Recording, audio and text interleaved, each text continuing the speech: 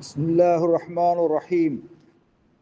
الحمد لله وحده لا شريك له واشهد ان لا اله الا الله وحده لا شريك له واشهد ان محمدا عبده ورسوله صلى الله عليه وعلى اله وصحبه وسلم تسليما كثيرا ما بعد.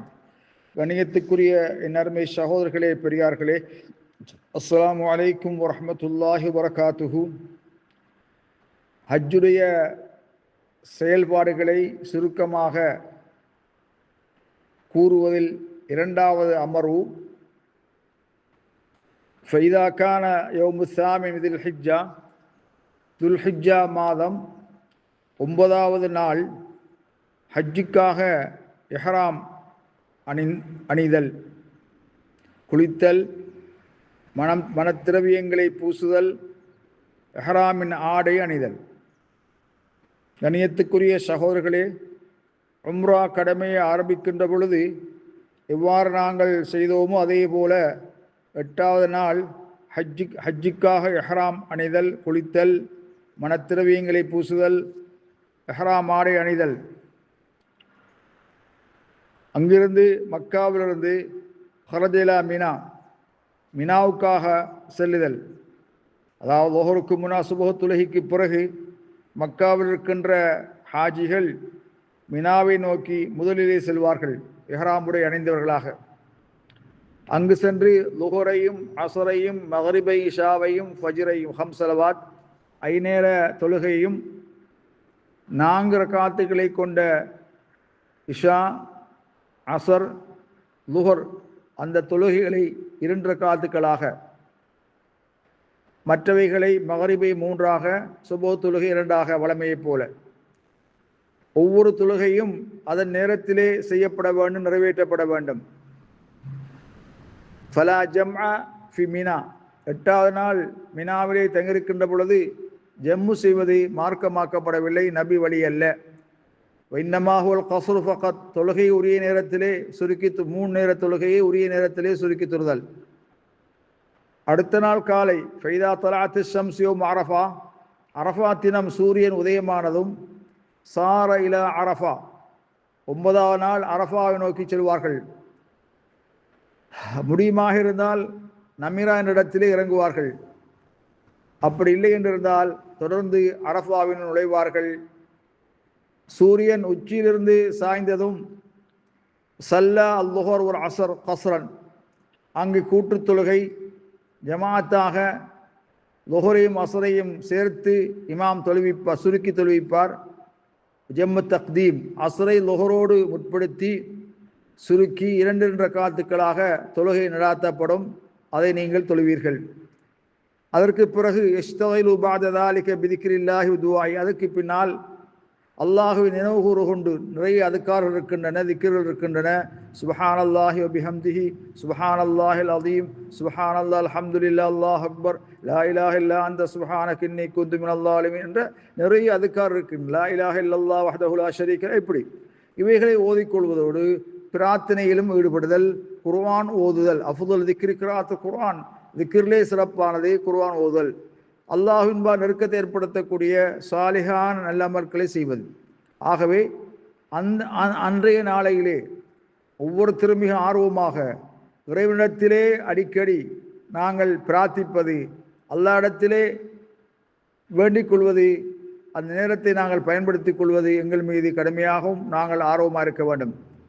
9வது நாள் மாலை சூரியன் மறைந்ததுமே, சூரியன் மறைவதற்கு முன்னால் அரஃபாவிலிருந்து வெளி செல்லக்கூடாது.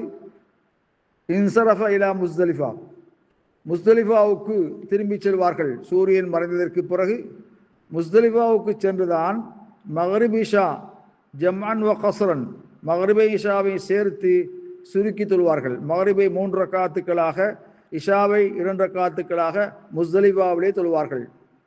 அது எவ்வாறு தோதுப்படுகிறதோ அப்போ அவ்வாறு செய்து கொள்ள முடியும். அதாவது ஜம்மு தக்தீமாக செய்ய முடியுமா இருந்தால் அப்படி செய்யலாம், பிரச்சனை இல்லை. ஜம்மு தஅkhீராகவும் செய்து கொள்ளலாம். ஃபலா மானியா ஃபி ஷரா, மார்க்கத்திலே எவ்வித தடையும் இல்லை. பின்னர் காலை ஃபஜ்ர் தொழுகையை தொழும் வரை முஸ்தலிஃபாவிலே தங்கியிருப்பார்கள்.